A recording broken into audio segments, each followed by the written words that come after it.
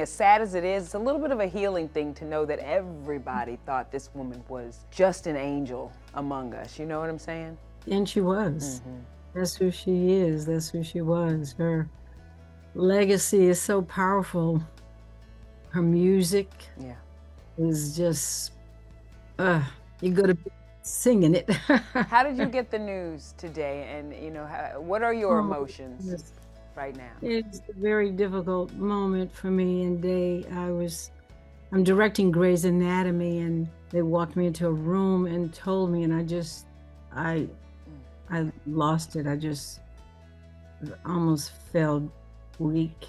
I just was like getting hit with a ton of bricks the wind came out of me to know that she has ascended to that beautiful place of joy, pure joy and light, where her husband is, where so many people we love that love her.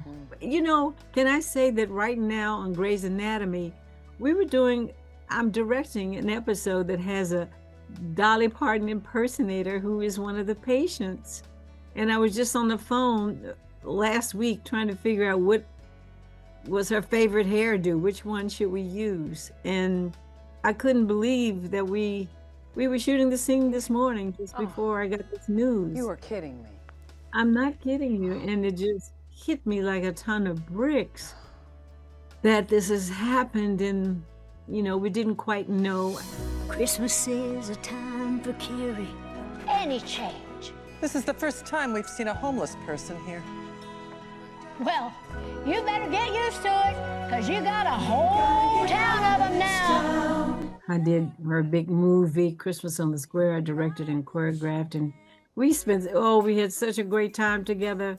She was just a dream come true. I mean, she wrote all the music, she structured the story. Sam Haskell produced all of her heartstrings, all those movies that were inspired by her songs. Yes.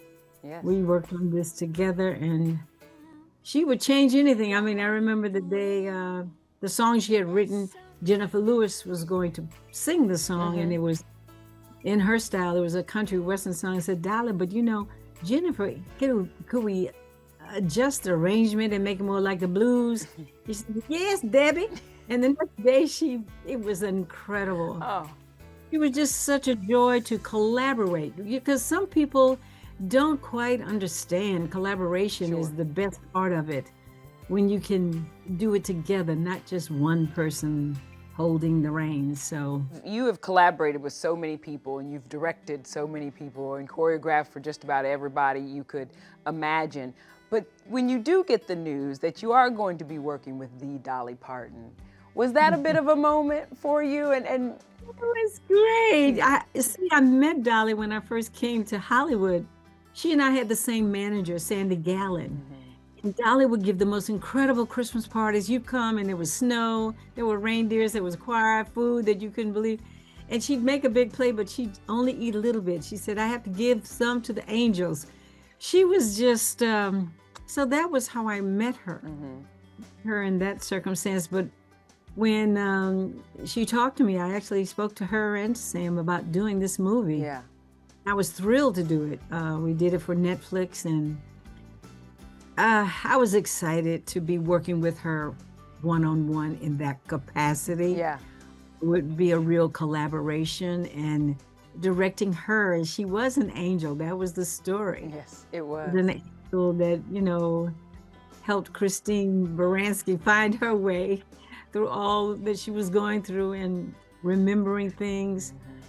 But she was such a joy. We had so many parties in her bus. Oh my God, her bus that she traveled with. It was like something I've never seen. You walk in, it was like, if you could make Disneyland on a bus, that was Dolly Parton's bus. Tell me about one of those parties. Oh, it was just going on the break, in the lunch break. I went in there one time, she had all this ice. Come on, Debbie. I said, girl, I don't need to eat all this.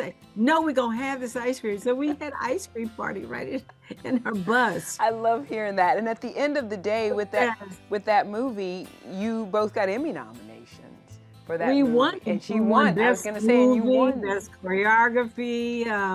It was a big Emmy year for me, and this movie was so exciting that we, got acknowledged with that kind of recognition. And that was Dolly's first Emmy ever, and you helped her get it. Well, it's interesting because I wasn't looking at the statistics. I just know the joy of what that moment was incredible. Sure. I don't think that I have met or known of anybody that is universally beloved like she is. And so many people have talked, especially today, and seen all the tributes about how she inspired them as artists. How did she inspire you? Well, her music. I was choreographing the Oscars when Whitney Houston was singing I Will Always Love You.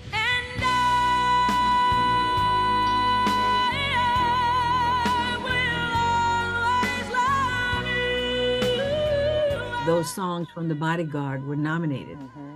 And I was choreographing, and that was inspirational to actually have this beautiful music to dance to. I took it to the International Dance Festival in Italy, and we were the talk of the town. She was inspiring again because of her creativity. Sure. If I said to her, Dolly, we need a good song for the party, the dance with the young people that's hot but also sounds like real music, and the next day she would write it. It would be there. She worked really hard at what she did.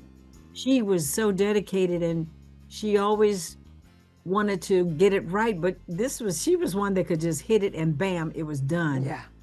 And you didn't need to improve it. You just needed to figure out what you were going to do. What is your part? Exactly. But she was great. And you know what? Part of the reason she's so loved is because of that incredible spirit. And I think she deserves her privacy about her health and what's happening. But were you able to talk to her last week, or when was the last time you were able to speak to her? No, I didn't talk to her. It's been a little while since we spoke. She did a fundraiser for the Debbie Allen Dance Academy, and she let us auction her off, and somebody paid like $50,000 to have dinner with her. Oh. And she flew in so that she could help us with the school. And that was so sweet. I just am grateful for the time that I had with her. And it's been many years, but it's all so memorable. And she's so loved because of what she gave, just not with her music, what she gave of her heart. Right. She was as much a philanthropist as anyone I can even think of, in what she did for young people and literacy and Dollyland. Everybody wants to go there, and the students and children that she's loves all over the world. She cares about people. Can I ask you, you mentioned this, but I just wanted to ask a little bit about you both got recognized by the Academy together and got the the Governor's Award at the same year. Tom Cruise did too. That's a class if I ever saw one, to get the Governor's Award. She wasn't able to be there that night, but what did it mean to be inducted with Dolly, in such an incredible year? It gives me chills right this moment just to think about it, because that was the class of a lifetime. It was Tom Cruise, Wynn Thomas, but Dolly Parton. But it was great, and that's something we will all share in that memory. Yeah. I hope and I know her legacy is that there can be earth angels. There can be those people who are famous, who maybe make a lot of money and do this, but they give. And if there's a lesson right now for the world, is to give and to lead with love, to lead with kindness. That's something that the world needs so much of right now. And I will forever speak her name and remember and think of her and dance to her music.